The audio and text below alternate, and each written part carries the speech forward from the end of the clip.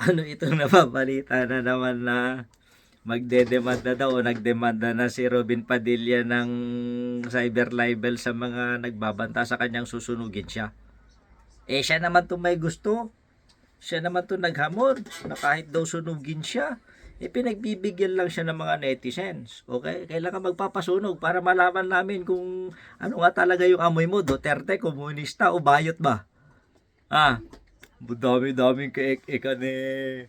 Pag hindi na panindigan yung salita, anong tawag mo sa isang taong hindi napapanindigan ng salita yung hamon niya? Mala. Mala. Capital M. Diba? Ganun ka. Ganun ka, Robin Padilla. Tapos ngayon, kapag pinagbantaan ka, pagbibigyan ka doon sa iyong hamon mo, sa iyong banta, na kahit sunugin kay, mangangamoy Duterte kay, paano natin malalaman niya kung hindi ka susunugin ng aktwal? O, tapos ngayon, iiyak-iyak ka, pademanda. Tarantado. Bobo. Di ba? Huwag naman ganun.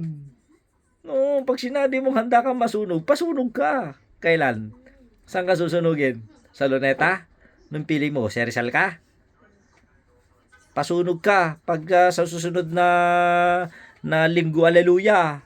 Alam mo ba kung sino na nasusunog pag Linggo Aleluya? Si Judas. Oh, totoo. Judas ka. Oh, Judas ka ni. Oh, ikaw na magsabi, tarantado. Sabi niyo kay Ekan, bobo.